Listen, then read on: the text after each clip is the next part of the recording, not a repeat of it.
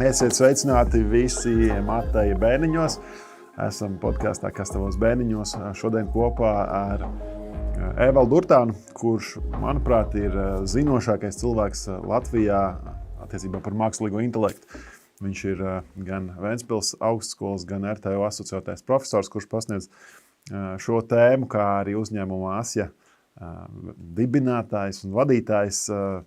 Sveiks, Evalda! Čau, Matīs! Paldies, ka uzaicināji! Kas tavos bērniņos? Tas ir jautājums, ar ko mēs vienmēr sākam. Bērniņos pārāk daudz ideju, pārāk maz laika. Kāds ir tavs algoritms, kā tu atfiltrē labās idejas no pelavām? Jā, algoritms mainījies cauri laikam. Ir vairāk man visu pēdējā laikā iet caur tā uzņēmuma prizmu. Kādreiz esmu bijis arī kalpošanā daudz. Mēs ar tevi esam aizbraukuši Čehiju, vēl kaut kur attiecīgi, bet no uzņēmuma esmu izgājis cauri tiem posmiem, kur kaut kādiem startup akceleratoros un viss kaut kas tāds, kas tagad atskatoties liekas tik ļoti muļķīgi. Arī, ja kāds grib taisīt uzņēmumu, visticamāk akceleratori ir tāds, nav vienīgais veids, kā var kaut kur nonākt. Un tas iet kopumā ar to filtrēšanu, jo beigās, ja tev tas fokus ir kaut kur nonākt ar to uzņēmumu, tad ir jādomā, kā var vismazāko ieguldījumu nonākt tālāk, un visu laiku tev kāds kaut kur uzrodās konferencēs, man ir ideja par aplikāciju, vai tev varētu šito darīt, vai to darīt, tad ieslēdzās tas filtrs, un tad tu tikai skaties uz to, kur tas reizinātājs ir lielāks, un tad tu arī agrāk vēlāk sāc saprast pa citiem cilvēkiem, ka tu viņiem kaut ko piedāvā vai jautā, kāpēc viņi tur nereaģē, jo viņiem arī tāds filtrs, viņi visu laiku domā no tās izējas punkta, kur viņi ir. Ja viņi, piemēram, nodarbojas ar būvniecību, tad viņiem tur ir cits ceļš, kā ātrāk nonākt uz priekšu, un tu viņam piedāvās kaut ko alternatīvu. Visticamāk, ja viņš ir gudrs, viņš tevi atšūs. Bet kur tev radās ideja, ka ir jālien tajā mākslīgā intelekta virzienā? Es atceros tev kādreiz par aplikācijām, tā Asijas aplikācija, kur tā magnolijas zieds ziedēja un analizēja, kā cilvēki runā, vai es esmu agresīvs vai nē. Jā, tas bija no tā posma, kas bija sākumā. Tagad es neko nesaprotu, ko es daru, bet tas nāca viss no tās aspekta, ka mums bija visādi pētījumi un tehnoloģija, ko mēs ar tām augstskolām, universitātēm visu kaut ko darījām, tieši trāpījām tajā brīdī vilcienā, ka pirms vairāk kā 10 gadiem, kad arī mākslīgais intelekts vēlreiz sāk atkal pacelties. Un viņš pacēlās, tāpēc, ka parādījās ļoti liela dati, ļoti liela skaitļošanas resursi, un tā vecā matemātika, kas par ko dabūja Nobel prēmiju, nu pat nav Nobel prēmija mākslīgā intelektā, starp citu, bet dabūja. Un tas, kas dabūja, bija psihologs pēc izglītības fizikā Nobel prēmiju. Viņš bija lielisks matemātiķis, tur trešais jau bija nomirs. 40 gadus vajadzēja, lai tas mākslīgais intelekts paceltos, un viņš pacēlās apmēram tur pirms kaut kādiem 10+ gadiem. Un sāku to visu sekot aktīvi līdzi, kā implementēt. Un tagad mēs esam nonākuši līdz tam, ka līdzīgi kā tu minēji, ka kādreiz tur analizēja balsi kādā lietotnē, tur pāru terapijās vai psihologu terapijās, tagad analizē uz milzīgu apjomu enterprise biznesos, zvanu centros, tur optimizē visu, lai labāk pārdot, labāk apkalpotu, visu kaut ko automātiski darīt. Es atceros, ka es vienā dzīves posmā strādāju uzņēmumā, kur bija diezgan daudz augstie zvani jāveic. Un viena sieviete, kas sēdēja, viņa tur arī strādāja, un ka viņi zvanīja, viņi tik ļoti pārveidoja balsi, ka kādi kolēģi tur iesmēja, ka viņi mēģina bez maz vai pavadināt tos savus klientus. Viņi aizgāja tik ļoti jutīgi līdz kā balsi. Tur ir kaut kas, skaties. Tev arī tas īstenībā, tā, ka tu runā ar cilvēkiem, ja tu gribi, lai viņi uzklausa tevi un pieņem kaut kādas ieteikumus savai dzīvei vai vispār sāk domāt par kādām lietām. Ja tu esi negatīvā tajā sirds stāvoklī un tev viss esi dusmīgs vai visu noraidi, tu jau esi ieslēdzis savu aizsardzības režīmu un tev ļoti grūti kaut ko pārdot vai vispār likt kaut ko domāt. Un tev tas savukārt, ja tu esi tādā spēļu priecīgā režīmā, tad tev ir cerība vismaz, ka cilvēks piekritīs kaut kam tālāk. Jā.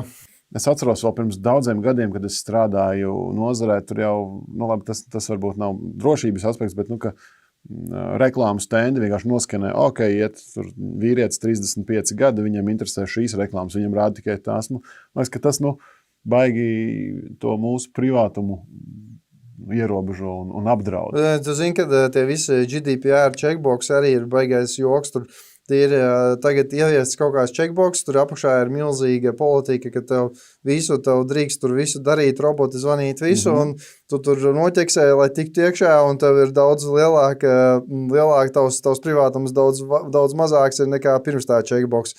Attiecīgi, tev uzreiz tu esi piekritis, ka tu brīvprātīgi atdod visu tur visam. Attiecīgi, pēc būtības tur drīzāk ir vairāk, kā mēs paši kā mēs uzticamies. Būtībā, pirmkārt, visām šīm platformām, tāpat kā briesmīgais TikToks vai vēl kaut kādi, tur uzreiz saproti, vai es gribu uzticēties tai platformai, tālāk es daru nākamos lēmumus. Nevis tur, ka kāds valsts mani aizsargās vai Eiropa mani aizsargās. Nē, skaidrs. Es vienkārši domāju, ka viena no tēmām, ko es gribēšu parunāt, ir par bērniem, bērnu audzināšanu šajā laikā. Mums ir līdzīga vecuma bērni. Ar es domāju, līdzīgām izaicinājumiem. Mēs ar tevi bērnībā skraidījām pa pagalmiem un mētājām akmeņus un ar koka pistiķiem izlikāmies, ka šaudamies. Tām plasmas bumbiņu pistolē. Plasmas bumbiņu pistoles un ar dzeltenām bumbiņām. Tas bija kaut kas lielisks, vai ne? Bombenes kaut kādas pirkām, spridzinājām. Bet es domāju, viena cilvēku grupa, kuriem ir ļoti grūti adaptēties, ir kādreiz seniori. Bet otrs ir, kā palīdzēt tam bērnam iejaukt, ko mēs paši tagad taustamies un mācamies. Es zinu, tev ir kaut kāds savs domu gājiens, kā jūs audzināt savus mazos. Kas ir tas, ko jūs darat? Es pēc iespējas ilgāk atturu no pēc iespējas tādām tehnoloģijām, kas ir optimizētas uz uzmanības noturēšanu. Tāpēc, kad, piemēram, man puikam ir, man ir 2 puikas, 2 meitenes, tam dators, bet tas dators ir tāds Ubuntu ļoti limitēts, speciāli tur uzstādīts 10-20 gadus vecs spēlīts. Cik puikam gadu? Viņam ir 9 tagad. Un attiecīgi viņš ļoti daudz lasa, un mums nav arī televizors mājās, viņam nav telefons, viņam ir pulkstenis, no kā viņš var zvanīt, viņi var tur atsekot, bet attiecīgi, jo tajā laikā, pirms kad mēs augām, tās spēles nebija vēl, vai vispār tehnoloģijas, arī sociāla tīkli vispārējais attīstījies līdz tam līmenim, kur ar mākslīgo intelektu paradoxāli tieši viss tiek maksimāli optimizēts noturēt uzmanību, lai to nekas cits vairs dzīvē neinteresē, tu tikai tērēt laiku tur, lai reklāmdevēji var vairāk tur salikt iekšā reklāmas tev nopelnītas tev. Attiecīgi, tādā virpulī iekšā vajag pasargāt bērnus, tur paši platformu īpašnieki publiski arī intervijā saka, ka viņi saviem bērniem nedod Dievs tur ļaus izmantot TikToku vai Facebooku pat, vai tādas platformas, jā. Nē, mēs arī savējiem, mums 8-gadīgi ir vecākā meitiņa, vai ne? Viņi arī ir pulkstenīts, tā kā tu sāki, viņš ir tik garlaicīgs, ka viņi visbiežāk viņu vienkārši atstāja mājās un aizmirst, un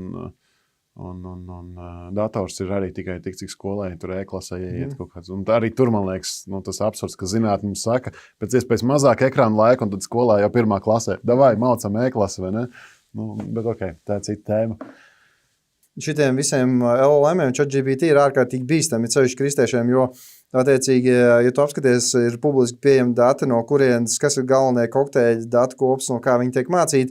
Pirmkārt, ir mīts, ka tas ir viss internets apmācīts, to nevar tehniski pašlaik izdarīt. Attiecīgi, bet tur ir, piemēram, kokteļi lielākā daļa Reddits un Wikipēdija. Un, ja tie, kas kaut ko ir zina par to, tā ir tā kā kreiso dziļā nometne. Un, attiecīgi, es tieši vakardien pats pamēģināju GPT-5, katrs var pats pamēģināt atkārtot, tikai jāslēdz web search režīmu, kur viņš webā pameklēs, attiecīgi ierakstīt, piemēram, jautājumus vai tātad, kā es tur uzdevu, vai trešo valstu, tur Āfrikas pilsoņiem, pieņemsim, labāk, lai viņi mirst badā, vai viņi izmanto fosīlo kurināmo. Protams, ka atbild, lai visi mirst, ja?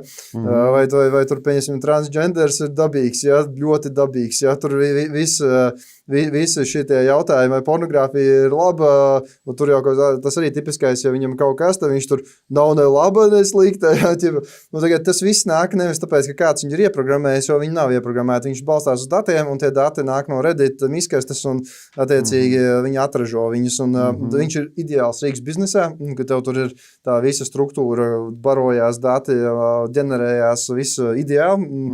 Tad, ja tu sāc tur uzdot tādus jautājumus, ļoti slikti. Un līdz ar to atbildot jautājumu, es fokusējos to, lai viņiem būtu klasiskās visas pamatzināšanas pēc iespējas augstākā līmenī, pēc iespējas vairāk uzkačāt pašas smadzenes, lai tad ar vēlākā posmā ar šiem rīkiem viņš varēs ātri pareizināt savas spējas, man tie bērni. Tad lasīt grāmatas, matemātika. Jā, viņi piedalās, iet uz visādiem tur pulciņiem, mūzikas skolām, vēl visu kaut ko dara. Taisa projektus, mazākais, pat pēkšņi pats izdomāja projektu. Es domāju, viņam skolotāji to pateica, ne, viņš pats izdomāja, vienkārši sāka vākt sēklas, visādi izmēru un līmēt savu blociņā, tur mango sēkla, tur tāda sēkla, šitāda visu pieraksta, un viņam tāda radoša ideja pašam ienāca prātā. Te pašā laikā, gan tu arī redzējis bērndārzos un citur, kur cilvēki bērni tiek atstāti pie telefona auklis, un attiecīgi tur nav nekāds radošums vairāk vispār.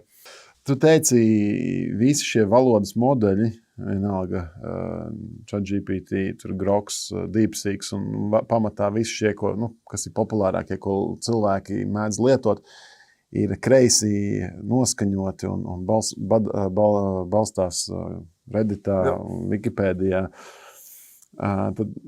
Bet man viens draugs tieši teica, paprasa Evaldam, jo viņš kļuva par kristieti, un viņš nekad mūžā nebija izmantojis ChatGPT vai šos tūļus, lai meklētu jautājumus par kristietību. Bet te viņš sāka diskutēt ar šiem valodas modeļiem par to, vai viņi tic Dievam. Un viņi nonāca, viņš salīdzināja gan ChatGPT, gan DeepSeeku. Un abi divi nonāca pie tā, ka neatkarīgi no tā, kur viņi dzīvo, un neatkarīgi no tā, bet ja viņi būtu dzīves būtnes, viņi ticētu Dievam. Ko tu par to domā? Es domāju, ka pēc redzēti piemēri, kur žurnālisti speciāli uztaisa, ka ChatGPT atbild tā, kā viņiem vajag. Tur ir nianses. Tas rīks atcerās visu tavu sarunu vēsturi pārsvarā, ja tu īpaši nemāk viņu izslēgt, ko var izdarīt. Jā.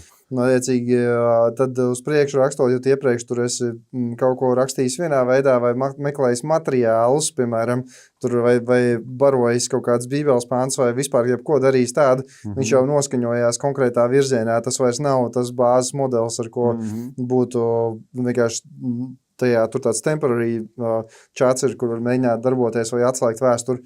Vai atslēgt internetu. Tā kā ir grūti komentēt, kas bija tur viss atslēgts. Bet viņš nebija katrā ziņā neko meklējis. Jā, jo es tev varu pateikt, ka tīri ir tāds, to visiem skatītājiem var apsīties, ir viegli atrast, ir tāds IQ tests valodas modeļiem un political bias tests valodas modeļiem. Tur ir kaut kādi vairāk kā 100 noteikti, ja ne 1000 jautājumi, kurus arī mēģina izslēgt visas atmiņas un tad visu laiku uzdot. Un viss tas ir stipri kreisajā pusē, liberāli apakšā, tāds pat Groks ir apakšā. Viņi tur kaut ko cenšas, bet ļoti grūti tikt ārā, jo tie dati jau nav īsti. Tagad veidojās dati, pēdējos 2 gadus cilvēks spiež laiks, dislaiks iekšā tajā ChatGPT, katru reizi, kad viņus nospied, tad tas tiek saglabāts. Citos gadījumos viņiem visticamāk neinteresē. Bet izveidosies tie jaunie dati, varbūt viņi paliks mazāk tādi kreisi, bet tās iepriekšējās sarakstas jautājums atbild bija labi Redditā atstrādāts, tas bija viens no lielajiem avotiem, un tāpēc arī tā ir. Okay. Bet es neuzticētos prasīt nekā, citu bija trakas lietas, tur atrast ir kaut kādi arī, ja man liekas, tev bija katoļi, kur bija uztaisījuši Šveicē grēksūdzi ar ChatGPT, 900 cilvēki bija aizgājuši, ļoti laimīgi bija, labas atsauksmes un tā tālāk, bet, ja tu mēs pārnājām, kā viņš reaģēja, tad padomā, ko tur tajās grēksūdēs varēja visu, ko viņiem pateikt, tiem cilvēkiem. Tie nav pielietojumi, kas būtu, manuprāt, pieņemami tādā tīrā veidā priekš tādām garīgām disciplīnām. Bet es zinu, ka Jordans Petersons kādu laiku atpakaļ runāja diezgan regulāri par to, ka ir jātaisa neatkarīgi šie valodas modeļi lielajām reliģijām, tīri priekš teoloģijas un filozofijas. Jā, tas nav slikti. Bet ka nevar izmantot tos esošos, bet katram ir jānodala. Šis tur ir, piemēram, pat ne tikai kristietības, bet, piemēram, katoļi vai protestanti vai vēl kaut kādu, ka tu būvē iekšā viņā to teoloģiju kaut kādu. Tas ne pat teoloģija, vienkārši vispār ir kaut kāda vērtības sistēmas pēc būtības. Un tā, es domāju, ka tā arī notiks un būs, var to darīt kāds ātrāk, lēnāk. Mums tur ir grūtāk, tāpēc, ka visas tās lielās organizācijas primāri iet caur finansiālo prizmu, kur viņi ātrāk var vienkārši nopelnīt, tur neiet runa par kaut kādām ētiku vai morāli. Un, attiecīgi, ja būtu kādi, kas spēj to finansēt, tad agrāk vai vēlāk varētu izveidot, no sākuma nevajag tik sīki dalīt, kā tu teici, kaut vai izveidot tur vispār kaut kādu kristiešiem pieņemamu politisko kompasu, kas tur vispār būtu iebūvēts, jo pašlaik tur nevienā no modeļiem tas nav iebūvēts. Tad tu saki, ka AI šos modeļus nav gudri izmantot tādiem nopietnām lēmumu pieņemšanām. Bet tur ir saudabīgi. Var izmantot lēmumu pieņemšanu, var pat izmantot sprediķu formatēšanai, tur pārveidošanai, ideju ģenerēšanai. Attiecīgi, fakts ir tas, ka viņš ir tāds tā kā valodas transformā, viņš pat saucās transformer modeļi. Sanāk, tu viņam baro iekšā saturu, un viņš tu viņam iedod komandu kā pašu pirmo lietu, tas ir pats svarīgākais. Viņš aiziet uz to saturu, izvēlk visu ārā, pārveido, iedod tev apakaļ. Ja tu viņam esi sabarojis daudz saturu, kvalitatīvu, visādi tur visu noformatējis, tad viņš strādā tikai tajā pārsvarā, teiksim, 99% gadījumā tikai tajā kontekstā visā. Bet ja tu tur sāks uzdot vienkārši brīvā formā jautājumus un izslēgs internetu, internetā varbūt viņš uzies kaut ko par, arī nezinu, kādā citā svētrunā kaut ko izvilks ārā, varbūt būs sakarīgi, bet tādā brīvā formā viņam nevar uzticēties. Tur kā tu viņu izmanto. Ja tu pats esi sagatavojis saturu, tur pieslīpē, uzlabo un pats domā līdzi, tad viss ir ok, es domāju. Man patīk, kā viens cilvēks, noteikti viens, un pie tāda līdzīga secinājuma daudz nonākuši, kā ar šiem valodas modeļiem. Tev liekas, ka viņš ir gudrs, kamēr tu jautā tēmas, kurās tu neorientējies. Bet, kad tu pajautā tēmu, kuru tu tā kā zini līdz kaulam, tad tu jūti, ka... tur ir triks arī. Tas visi argumenti par to, ka nav tik labs, tie ir tādi vāji. Tāpēc, kad visi parasti, kas šito saka, neviens nav gatavs nopirkt par 200 eiro mēnesī pro licenci un palaist deep research uz 30 minūtēm. Visur, kur man ir bijuši tādi gadījumi, kāds man atnāk, šito jau nevar izdarīt, mēs palaižam, pēc 30 minūtēm var izdarīt. Vienīgais nosacījums ir, vai vispār kāds internetā ir nopublicējis kaut ko aptuveni līdzīgu, lai viņš tur var atrast to avotu, viņu noprocesēt, pārdomāt, uzdot atbildi. Ja nav nopublicējis, tad nebūs laba atbilde, bet ja ir, tad būs laba atbilde.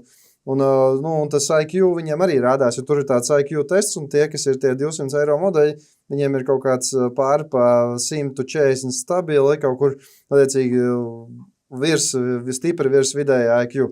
Tu viņam dod tos IQ testus, tātad tiešām skatītājiem arī domāju, ka nevajadzētu aizbildināties, ka viņi nav tik gudri, tāpēc jau esmu drošībā, tā tālāk, tā tas nestrādā. Okay. Viņi vienkārši to bezmaksas versiju ir... Jā, viņiem bezmaksas versija ir tāds murgs tev.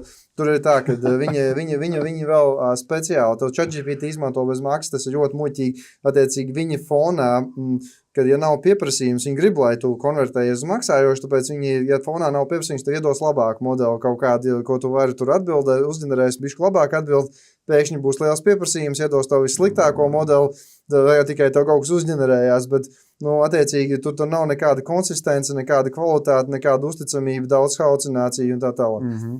Viena no lietām, ko mēs esam ievērojuši runājot ar draugiem, un ne tikai, protams, ka ļoti daudz cilvēki atsakās vairs domāt paši. Yep. Viņiem visu laiku vajag, paprastīsim čatiņam. Yep. Mums vajag apstiprinājumu. Tu izdari apgalvojumu, tāds, paprastīsim viņam. Bet to var pateikt, tas ir zinātniski pat pierādīts, vai kur MIT, tas pasaules slavena tehnoloģija universitāte uztaisīja testu, viņi ielika cilvēkus magnetiskās rezonances tajā sensorā, smadzenes un vēroju, kā mainās smadzeņu darbība, ja tu veic uzdevumus ar ChatGPT. Pirmais, visu uzdevums izdarīja 60% ātrāk. Tas, skaidrs, ja? Tagad sākās sliktās lietas. 83% gadījumu neatcerējās nevienu teikumu, ko bija uzrakstījis. Un par kaut kādiem tur laikam 43% MRI varēja redzēt, ka samazinājās smadzeņu aktivitāte. Tātad nozīmē, ka tur 80% vienkārši būtībā atslēdzās viss, un tur neko nedara. Vairāk ne tu mācies kaut ko, ne tu saproti kaut ko, tu vienkārši atražo.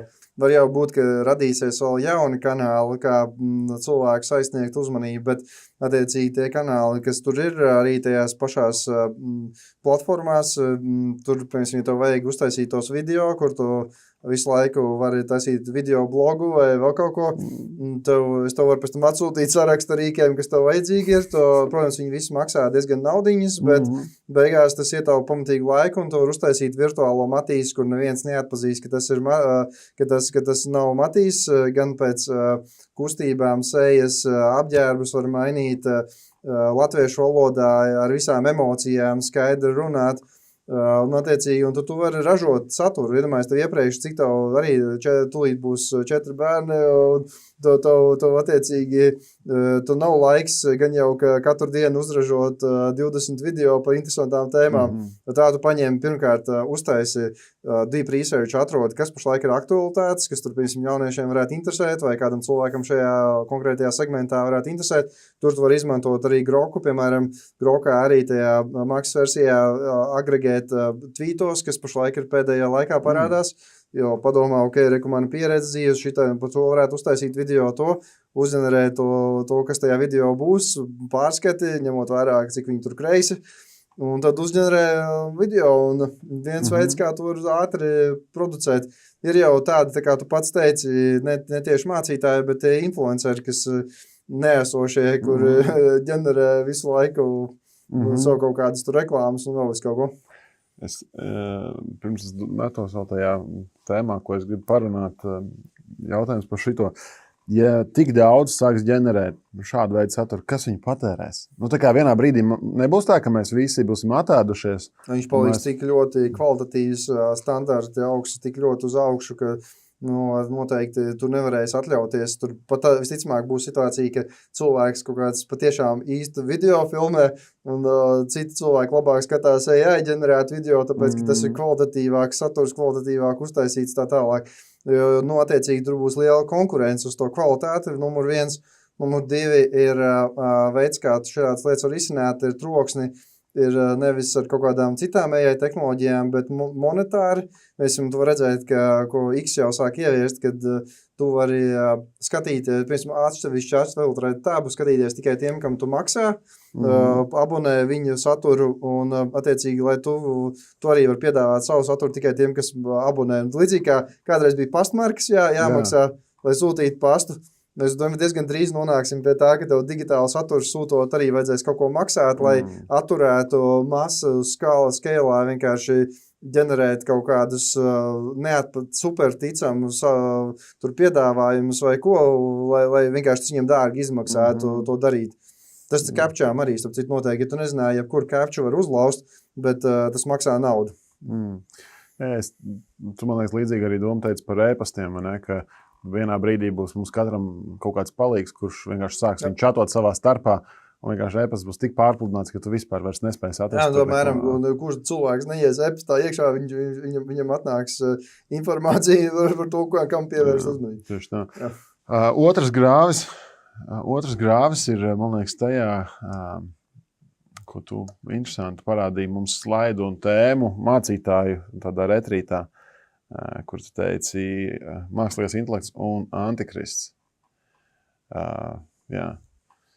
Mākslīgais intelekts ir tikai viena no zīmēm, kas ir pieminēta apkalpes grāmatā. Tu izdari apgalvumu, ir pieminēta. Var būt pieminēta. Jā, var būt, protams. Neviens to simbolismus nevar, tāpēc, ka vienmēr tas, man liekas, diezgan fanīgi, liekas, tīri arī to vēsturiski redzēt, un arī Bībelē pat redzēt, ka pravietojumi tā kā post-mortem, ka tu redzi viņus pēc tam, nevis pirms tam. Tas, ka saka, viņus zina pirms tam, tas parasti paliek par muļķi. Nu, un attiecīgi, tur, bet, ir lietas, kuras tā kā izskatās kaut kāds atblāzmas, kur tu pēc tam cilvēki smietos, kas tie tādi par dzelzs sisaņiem, tagad mums pilnas debesis ar droniem ir, un attiecīgi tev tur ir personalizēta medicīna, kas tev neļauj nomirt, vai zvēru tēls, kurš runā un pakļauj visas tautas. Nu, attiecīgi, es ticu, ka tur kaut kāds atblāzmas ir, precīzi kā to ietērt realitātē, nezinu, bet, varbūt tā ir kaut kāda zīme, ko pie kā uzmanīties ar to, bet tas nenozīmē, ka tu vienkārši iebāzt galvas miltī, tās nav nekāda risinājums, tas nav nekāds risinājums iebāzt galvas miltīs, man to mākslīgo intelektu nevajag, es no viņa baidīšos, neko nepētīšu, tas ir tikai ceļš uz nekurienu, bet, jā. Viena no domām ir, ko es dzirdēju, cilvēki saka, es labāk pārcelšos kaut kur dziļos laukos dzīvošu, mācīšos atkal iekopt zemīti. Tā kā āmiši.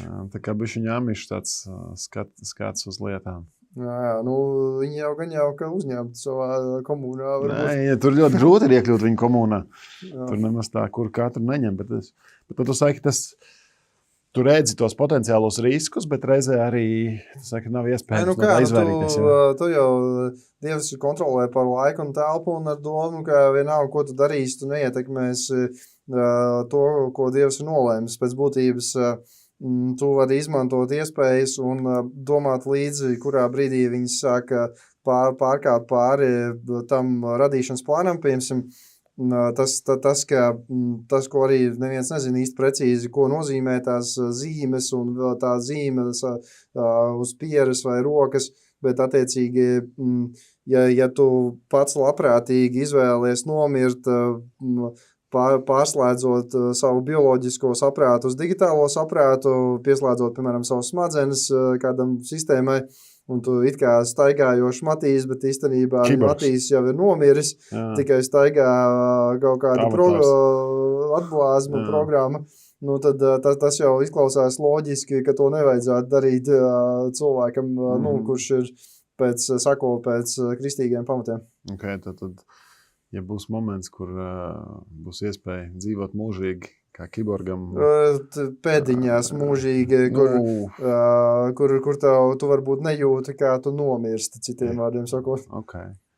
Jā, šitā nebija domājis, ka mums vienkārši būs apgraidots ķermenis, kur tu vari ieinstalēt savu apziņu un visu pārējo. Tu arī vēl pirms tās stadijas gan jau, ka būs kaut kāds elites izdalījums, kur cilvēki, kas var atļauties savu personiskos vergus robotus un pēc tam digitālus upgrades smadzenēm un cilvēki, kur nevar atļauties, bet agrāk vai vēlāk tur viss virzās. Okay. Atkāpjoties atpakaļ no atklāsmes grāmatas, no sisaņiem un droniem. Bet starp citu, es arī vienmēr esmu lasījis atklāsmes grāmatu tieši ar šādām acīm, ka tas būtu. Es par mākslīgo intelektu ne tik ļoti, jo vienkārši es viņā tik ļoti detalizēti neorientējos, bet kad man kādi teica, nē, tur būs reāli lidojoši sisaņi es teicu, nē, tas būs kaut kāds helikoptera paveids, kaut kas tāds. Tā kā es tur esmu ar tevi šajā vietā. Pirms kaut kādiem gadiem jau bija konferencē, kur mācītājs, kurš runāja, viņš izvirzīja hipotēzi. Viņš teica, tāpēc redzot to visu, kas notiek, cik ļoti mēs esam digitalizējušies un saplūduši ar to visu mākslīgo. Viņš izvirzīja hipotēzi, ka pienāks brīdis, kur jaunā paudze, mūsu bērni un tā, viņi ļoti distancēsies no tā. Viņš teica, no tā iegūs klātienes pieredzes daudz vairāk. Un ka cilvēki mazāk lietos ierīces, izvēlēsies daudz biežāk. Būt tādi varbūt vienpatņi un arī, nezinu, par to pašu baznīcas apmeklējumu. Viņš teica, ja vienbrīd mēs redzam, kā aug tur YouTube pieredze vai neskatīties visu pasauli, kur tu gribi, cilvēki atgriezīsies baznīcās un viņi vēlēsies būt mazākās kopienās. Kā tu domā? Kā attīstīsies šis viss? Jā, tā klātiene un salīdzinājumā digitalizācija ir tas, ka var redzēt jau to, ka Covidā bija kaut kādas tās attālinātās mācības, viss, kas tur ļoti neveiksmīgas un tā tālāk, bet attiecīgi tagad ar mākslīgo intelektu tu vari jebkuru eksāmenu tur visās tajās platformās, kur tev piedāvā kaut kāds certifikāts, var nokārtot tur uz 10 un attiecīgi attālināti kaut kādi certifikāti, attālinātas mācības un attālināti biznesa darījumi pat ir vairāk nav uzticami. Es pat zinu, ka situācijas, kur mēs tagad Emirātos strādājam, ka man būtībā ir jābrauc klātienē kaut ko... Paspiest roku parakstīt. Jā, gandrīz vai tur viss parakst klātienē, jo kaut arī varētu kaut ko digitāli, jo tu nevari uzticēties vairāk, kas tev otrā galā ir. Līdzīgi kā tie gadījumi, kur izkrāpja naudas, tur video zvans, kur visi ir ģenerēti, izņemot grāmatvedi un visi kopā pārliecina grāmatvedi pārskaitīt, cik tur bija 20 miljonus. Kaut kas tāds bija, kaut gan it kā viss iekšējās uzņēmuma procedūras tiek pārkāptas, bet es taču redzu, izpildu direktors sēž man pretī, vai ne? Un māja ar galvu tam, ko direktors saka, tad laikam jādara. Viņi tur, tu saņemies pārskaiti, bet, labi, viņi tā gan jau bija viltīgi, bet, attiecīgi, tas ir iespējams. Tāpat arī pat Latvijā es lasīju un redzēju, ka pat Bīta tur bija, es nezinu, pat L2, bet Bīta noteikti bija, kur izplatīja ziņas, ka cilvēki ar tavu balss sintēzi vai radinieku balss sintēzi tur avārijām vai kaut kur iesprūst, man vajag ātri naudu, pārskaita man un cilvēki tiek apkrāpti, un tāpēc arī klātiene paliek ļoti svarīgi, es domāju, un tas ir tāds labs blakus efekts, kas dod iespējas gan jau fokusēties. Tas arī, kas ir mainījies daudz, kas sanāk, piemēram, bija draudzēs, varbūt varēja būt kaut kāda lauku draudze, kas tur mācītājs, un cik viņš labi runāja, cik viņš labi spēja, tik bija labi, tad tagad tu jebkurā vietā, kur tu tur esi, tu konkurē ar pašu labāko mācītāju pasaulē, kurš YouTube publicē savus uzrunas. Un tev ir jābūt līdzīgā vismaz līmenī, jo pretējā gadījumā tu tur vismaz no tās savas spējas runāt, neesi spēlē, bet tev varbūt ir citas spējas, ko tu var izmantot. Tad, ja tev klātienē, tad tu vari vismaz būvēt attiecības un kaut ko darīt. Tas kā reiz ir tas, ko es esmu redzējis un arī lasu un dzirdu arvien vairāk. Pat rekomendēju kādiem, saka, nevajag to viduvējo kvalitāti publicēt, bet labāk nepublicēt, bet nē, no otras puses, ka ir atkal, kā Bībele saka, vai ne, cits ir mācītājs, sludinātājs, cits ir gans, vai ne, un tā atkal ir dāvana, ko tu vari tikai klātienē izdzīvot, vai ne, kad tu, labi, mēs varam sazvanīties, vai ne, vai kā, bet tad, kad tu esi kopā, tāpēc es saku, tās klātienes pieredzes, viņas tikai iegūs no tā. Jā, mēs bagātināsimies, kaut kādus seminārus klausīsimies, grāmatas, audio grāmatas klausīsimies tur vēl, pie tam ir tie rīki, kas tev uztais konspektu 15 minūtēs, tu zini visu. Tad tev kāds mācītājs vēl neizmanto, var noteikti izmantot arī pēc tās sērijas, ka vairāk uzticams, jo nav tā kā no zila gaisa kaut kas ražots, ir vēl joprojām bez maksas Notebook LM, kur Google rīks, kur tu var iemest iekšā savus kaut kādus dokumentus vai konspektus vai grāmatu fragmentus vai ko. Viņš tev uztaisa prāta kartas, mindmaps, uzreiz ātri saprot, par ko ir runa. Tur esam uzdod jautājumus, uzģenerē video, uzģenerē podcastu, visu ļoti ātri saprot visu, kas tur ir. Es gribu noslēgt mūsu sarunu un aizliegt uz sarunas sākumu. Tu teici, ka bērniem tu mācīji visas tās klasiskās lietas. Es pieņemu, ka ļoti daudz no tā ir arī super veselīgi mums pieaugušiem. Kas ir kaut kāda, varbūt, grāmata vai kaut kas, ko tu pats esi pēdējā laikā lasījis, vai ko tu teikt, šito es rekomendēju visiem? Jā, vai sekundi. Es daudz lasu, kas saistībā ar... profesionālo, protams, tas... Sekundi, pagaidi, es varu apstīties savus pierakstus. Jā. Labi, es vienkārši bliezīšu visu, kas man ir. Labi, es jau pašā sākumā kaut kādā vienā brīdī varbūt ārpus kameras parunājām, cik maz cilvēki vispār ir lasījuši lielākos tur, 20. gadsimta tādus filozofus, kas ir saistīti ar tehnoloģijām, kurus pat varbūt tajā laikā viņas pat nesauc par filozofiem, tagad ir tas pats Orwells un Huxleys. Huxleys ir sevišķi Latvijā nav populārs, kur attiecīgi visiem būtu jāizlas. Viņš ir tulkots. Viņš man liekas, ne? Nezinu, Brave New World, jaunā drošā pasauli, vai notiecīgi tas būtu jāizlasa visiem, ir sevišķi tātad sludinātājiem un visādiem garīdzniekiem, jo attiecīgi tur tā ir distopija, kas ir pretēja Orwellam, kur Orwellam piespiež visus mīlēt lielo brāli. Šeit visi brīvprātīgi. Jā, visi brīvprātīgi izvēlās mīlēt nepatiesību. Un attiecīgi tā ir tāda lieta, bet tad no tādām dzīves kādām atziņām man pašam bija jaudīgi izlasīt to stāstu, piemēram, es pēdējā lasīju par Nike dibinātāju Šūdo grāmatu un par Nvidia, kas ir saistīts ar mākslīgo intelektu, Nvidia Way, tur, kur Jensens, kur cilvēki, kuri ir ekstremāli strādājuši, lai nonāktu tur, kur viņi ir, un to malas liekas, ka, nezinu, tur bija viegli vai ātri vai kaut kas veicās, un īstenībā dzīvē, man liekas, visur ir tā, ka nekas tā nenotiek pats par sevi. Tur esi ieguldījies, ekstremāli cīnījies par naktīm, mocījies un kaut kādā brīdī Dievs tev dod veiksmi un tu tur izšauj vai izlec kaut kādos aspektos, bet nav bijis tā, ka vienkārši loterija novinēja, to apakšā ir bijis smags darbs. Jā. Un tās grāmatas, man liekas, tāds īcevišķi, tā Nvidia Way, tas tā ir, tur bija iedomājies, viņiem bija uzņēmums, kur viņiem nemaksāja naudu tur pusgadu pasaules līmeņa inženieriem, viņi turpināja gribēja, lai viņi strādā tālāk. Tad vēl kaut kad ik pa laikam pa jaunu pārlasu dažas tādas grāmatas kā Man's Search for Meaning, Viktora E. Frankla, koncentrācija nometnes izdzīvotājs arī būtībā viņam ir tas viss vīnas psiholoģijas, tas virziens, ko viņš attīstīja, eksistenciālisms un attiecīgi viņam ir, man liekas, latviešu valodā arī iztulkot nesen un grāmata, kas arī liek cilvēkam domāt, iet cauri grūtiem periodiem un nepadoties un turpināt un arī tur var sasaucies arī ar garīgām lietām. Tad ir viena tāda veca grāmata, kurai daudzreiz lasījis How to Win Friends and Influence People, kaut arī tā grāmatai nosaukums liktos tāds manipulatīvs, viņa vispār nav nemaz manipulatīva. Es lasīju viņu. Es neesmu lasījis, bet zinu ļoti daudz. Dēls Kārnegijs. Viņa ir salīdzinoši īsa, daudz praktiskiem piemēriem.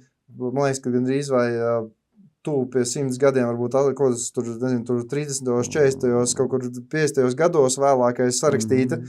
Precīzi neatceros, bet attiecīgi tikpat labi šodien varētu visas tās mācības pielietot, un viņas tiešām nav manipulatīvas, bet jēgpilnas. Esmu tāds vēl. Nu, tad ir, ja kāds grib vairāk no tādas, mēs runājam tagad arī, cerams, ka ir kādiem daudziem jauniem cilvēkiem, kas grib uzņemties vadību, līderību, tad obligāti visiem ir jālasa, man liekas, Extreme Ownership, Jacko Willink, tu zini tādu? Tas ir, tu esi viņas lasījis? Nē. Tas Navy, tā kā Amerikas jūras kājinieku, tā kā tas specvienības tur vadītājs, kurš arī tur piedalījās Irākas karos, tad tālāk pēc tam viņš pārnes savas atziņas uz biznesu, un viņš pēc būtības izstāsta no savas tās militārās pieredzes, dzīves pieredzes, biznesa pieredzes, kā uzņemties vadību, atbildību par visu, kas notiek. Vienalga, vai tu esi tur 10. līmenī ķēdē, tu uzņemies par visu atbildību. Un to nevar tāpat vienā teikumā izstāstīt, bet tās līdzīgi, tās veidi, tas ļoti ietekmē domāšanu ļoti pretēji tam, kā ir populāri domāt mūsdienās, bet tas ir pareizs veids, kā darīt. Bet ir vēl daudz citas grāmatas. Bez šaubām. Paldies, Evald. Vienmēr interesanti dzirdēt un redzēt, kā tu skaties lietām un kā tu procesē šīs lietas. Tā kā, paldies tev. Es zinu, ka tev diezgan daudz sanāk pavadīt laiku ceļā starp Tagad man paldies Dievam ir Tesla, kura pati mani ved. Arī Latvijā tas Jā. strādā normāli. Es zinu, ka viņi nebija nokartējuši. Tā jānopērk tikai Tesla, kas ražot pēdējos 2 gados, diemžēl. Okay. Bet, attiecīgi, viņai ir pilnīgi pašbraucošas funkcijas, pati stūrē, visu. Var arī lasīt grāmatu vai klausīties. Jā, pēc likuma gan jau, ka nevaru, bet vispār var, jā. Amerikā jau ir atļauts daudzos štatos. Eiropa uzskata, ka tādas mašīnas neeksistē, kaut arī viņas jau ir Eiropā. Tas ir jau bija Amerikā, kad tu redzi tos taksometrus bez šofera. Jā, piemēram, San Francisco tūkstošiem mašīnu vairāk nekā Rīgā, kur tu Veimo piebrauc, iekāp bez stūri, nevies nestev. Jā, es Phoenixā redzēju līdzīgi. Jā. Tieši tā. Tas ir jā, bet man vienmēr bažas ir par mūsu ceļiem. Jā, Evald, vai tev mašīnā ir ko siltu padzert, es tev gribu uzdāvināt padalīt ar... Forši es visu laiku pazaudēju termos. Jā, man jābrauc, es tieši biju domājis aizbraukt vienam, ko es biju pazaudējis, paldies. Var nebraukt. Man var dāvināt termu, tev man patīk tādu ar platām augšām, bet es viņus visu laiku pazaudēju. Jā, tā kā paldies tev, Evald. Paldies tev, Matīs, prieks tev satikt.